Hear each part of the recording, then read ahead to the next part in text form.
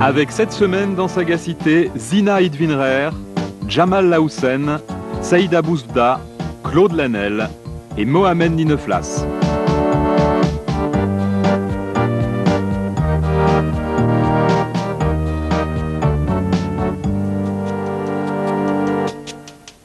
Au sommaire de Sagacité, Et la lumière fut, une expérience réussie de co-développement initiée par des immigrés marocains, un documentaire de Mehdi Lalaoui.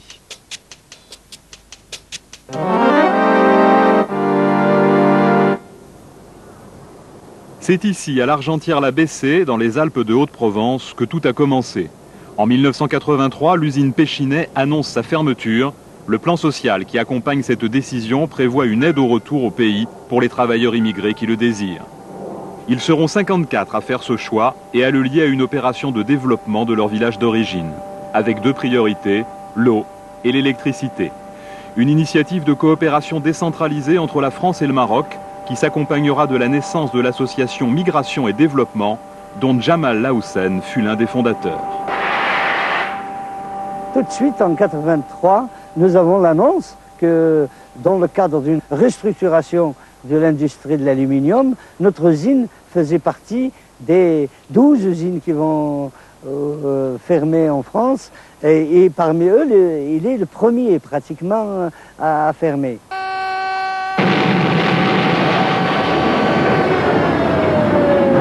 Dans l'usine, il y a 180 immigrés et dans le cadre du plan social, il est préconisé la possibilité pour ceux qui veulent retourner avec des moyens financiers adéquats, c'est-à-dire avec un accompagnement financier, peuvent retourner chez eux. Et là-dessus, sur 180 immigrés, nous avons eu 54 demandes de retour au pays.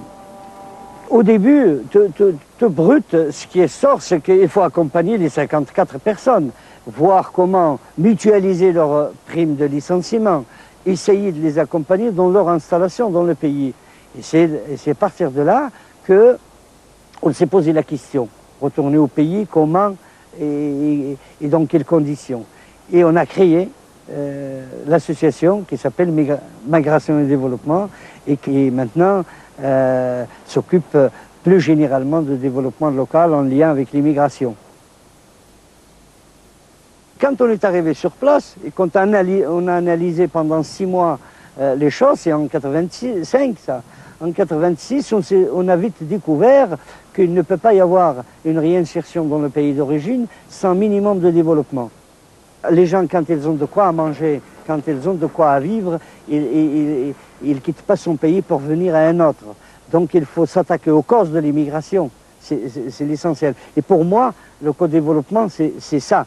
C'est d'essayer de mettre en mouvement des solidarités entre les immigrés et les nationaux et du pays d'accueil pour qu'ensemble puissent faire quelque chose. Ces immigrés-là, la plupart qui sont partis d'ici sont devenus des présidents d'associations dans leur village, des élus, des communes. Ils sont en quelque sorte exportés un certain savoir-faire de travail collectif, de conduite de réunions, de création d'associations, de constitution de la société civile.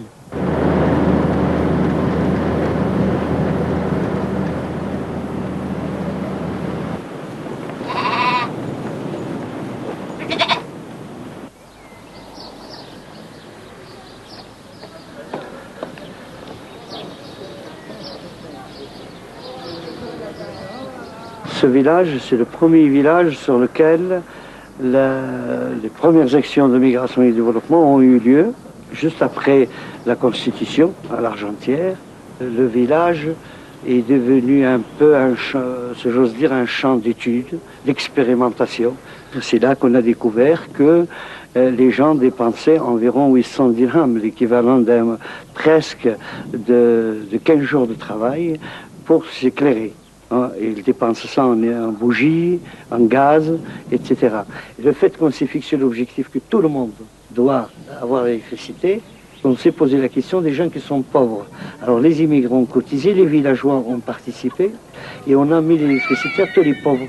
pour nous, c'est un point de satisfaction d'avoir ceux qui n'ont pas les moyens, qui sont les premiers éclairés.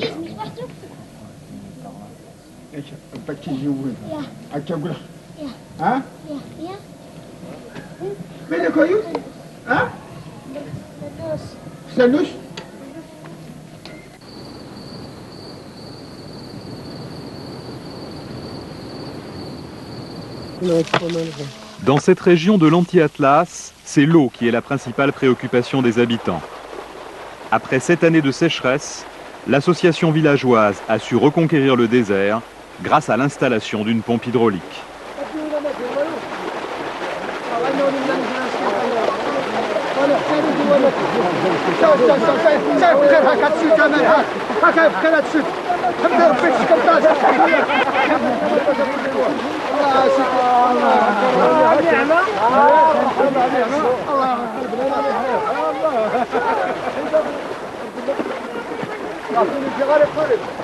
ما يسنتي زيد نشكر ربي نبقى نسوا ورسلات نسيكي الغايد يزريني غوري لون زرا كون نسوي غلو قتاد غي سكواس ماني عارف دارنا غنكري لان ومان اما غي كنشكر ربي كلشي نبقى نورات نسوان اللي فهايمين كلشي نتبرع كيس نغوامان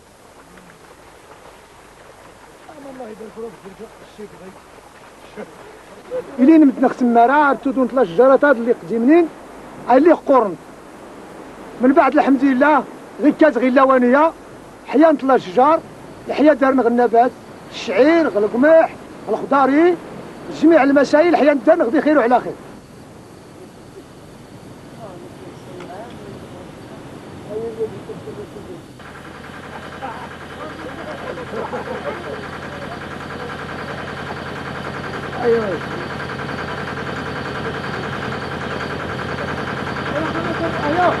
اللي غنبدا المشروع اللي غنركب الموتوره اللي غدا نختمرش الحركه مزيان نسكر 8 ايام الاسبوع اركيس نستفيد 12 عائله في النهار غنستفيد كراكاتيان القادر نسلي اللي تيقيد المشروع يصدر فلاش يخدم يسير فلاش المصاريف اللي سينتاج المشروع ارسل تساوي السوايع اللي دارنا غير 12 ساعه في النهار.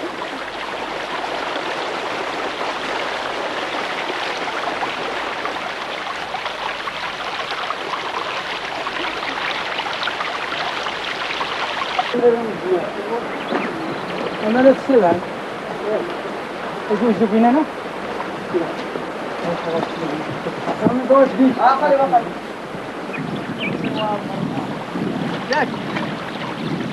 Le co-développement implique la mobilisation des immigrants. Exemple, c'est Séguia.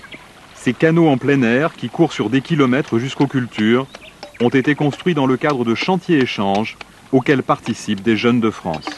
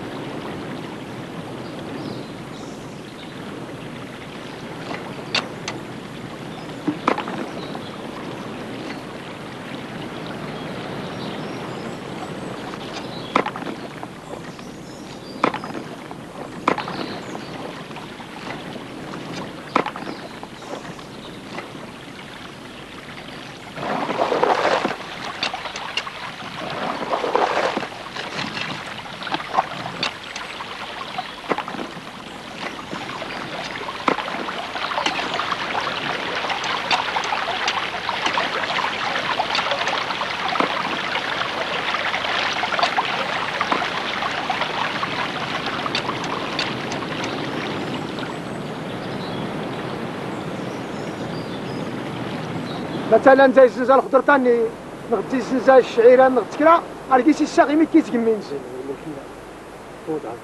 ارتفوغنا نسكرن المسالح يضني ضرا الإجران يضني اريد زايد الخير وكان ارسل نتمنى ان شاء الله نكني بالخصوص باش دارنا غير المشروع هذا ودنيتي فرصين صحان انتاج مزيان لان يبقى سول على الخطر لان الخطر نسمى التيكان خصها دارنا غير سين المواطن دار يلا نسير المواطن ريت نتاج مشروع مزيان إنما حتى إلا دار غيان نبقى خطر.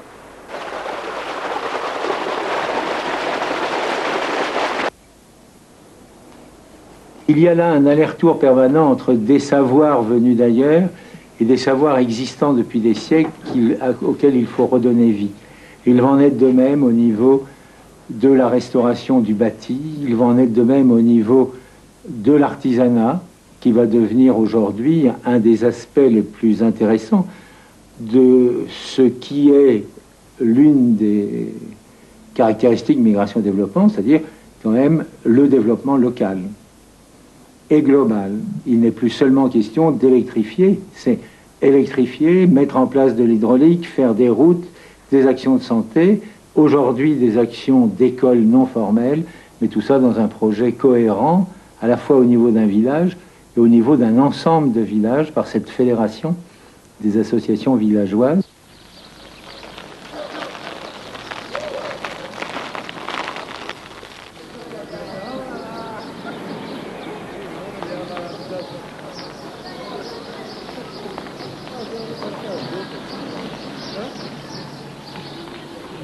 Le fait d'avoir de l'eau dans le village ou bien l'électrification, ça change beaucoup dans le village, ça change dans la mentalité des gens, même dans ce qu'ils font quotidiennement. Avant, quand on n'a pas le bassin d'eau, ou bien avant qu'on n'a pas la pompe, on fait la lessive une fois par 15 jours. Mais maintenant, on le fait 2 fois, 3 fois par semaine. Donc ça change, ça montre bien qu'il y a un changement au niveau de la situation de la femme, de l'enfant, de l'hygiène. Il y a un très grand changement.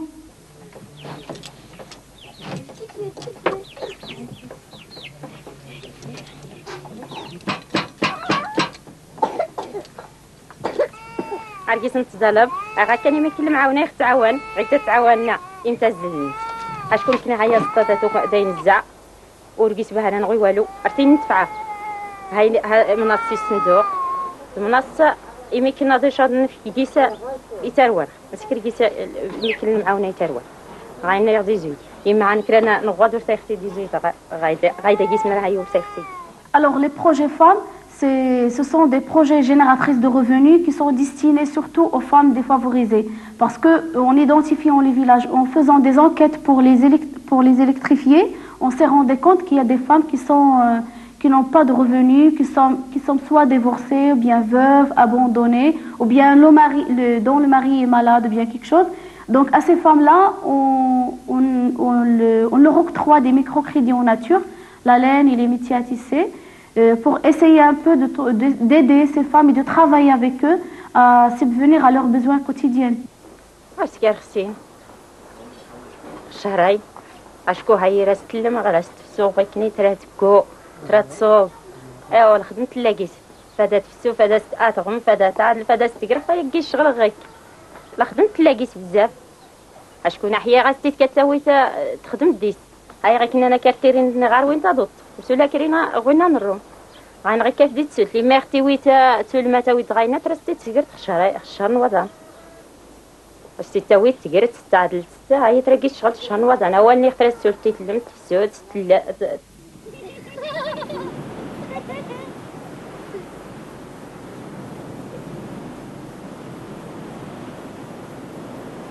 نسفاو غير اللي سفاو نمدنا شكون غير رتيني نمدني لا ضوغوني لا ضوغين غير كنشكر ربي الا دارنا غنكنينيت نفرحيس باهرانيت عرفتيني نتا غنتنتي اخصات نتلم الحمام غنكادنيت اخصات نت السبيطار عرفت ركيك نتا الراد تا ولا نواس جدر نتا الراد نجدر ند عرفت ظلمنت نتنتي غنتنتي الحمام.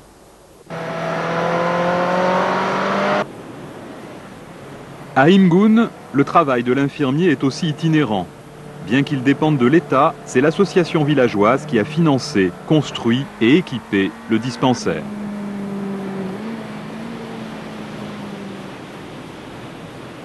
Et la moto avec laquelle je fais l'itinérance, c'est une moto de l'État, mais je l'ai trouvée quand je suis venu ici en février 1997, je l'ai trouvée en panne. Alors l'association de migration et développement a pris l'initiative de la réparer pour que je puisse travailler.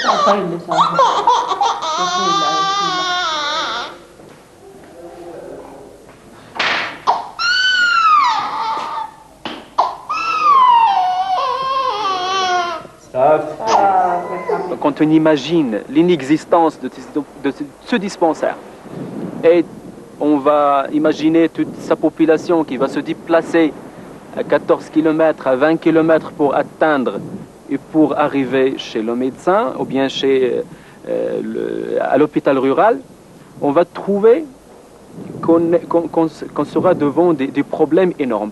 D'abord, le fait de chercher un moyen de transport, ça coûte cher. En même temps, le temps qui va être gaspillé, et aussi l'état du malade qui ne va pas supporter ce trajet de piste. Alors cette population a besoin d'un dispensaire qui sera auprès d'eux en cas d'urgence, en cas de nécessité, en cas de besoin. Alors je trouve que l'initiative prise par l'association a trouvé un art d'écoute chez cette population. Après, on a vu concrétiser ce dispensaire qui est très utile et qui est très positif pour la population.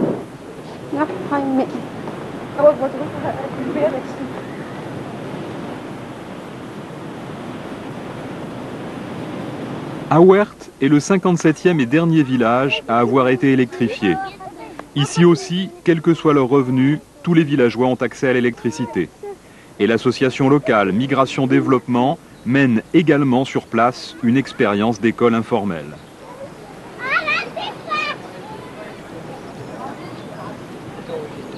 هذا زائد يساوي حسن جدا مضروب ناقص تمر إلى السبورة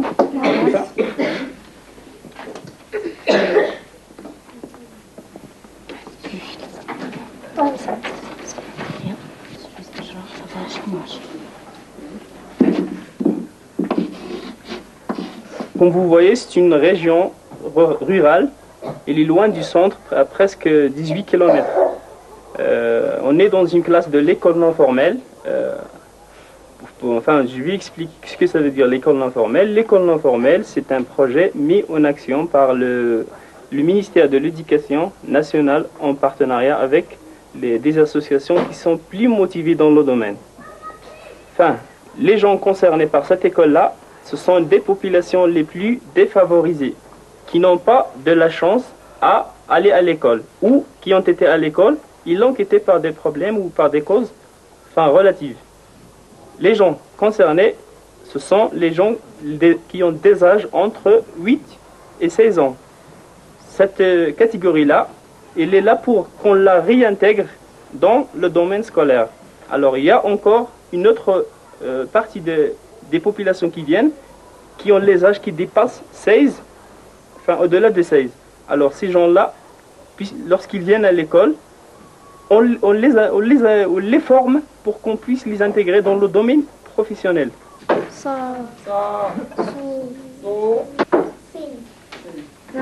Leurs parents, puisqu'ils ont beaucoup de tâches, beaucoup de travaux à faire, surtout les travaux de champ, pour eux, une fille qui part à l'école, disons, pour eux c'est une perte de temps. Je parle des filles de ma classe, ils sont toutes originaires des familles pauvres. Alors pour elles, apprendre à faire la broderie, c'est apprendre à faire un métier. J'ai choisi d'abord les moments que les filles ils ne sont pas dérangées par les travaux de la maison ou par les travaux des champs. Alors, il n'y a pas de programme, pas du tout. Il n'y a pas de programme. C'est moi qui invente tout le temps. Ce sont des cours personnels. Il y a des villages, je parle toujours de l'école informelle, où même on travaille même la nuit. Toujours, c'est l'animateur qui est à la disposition de la population cible.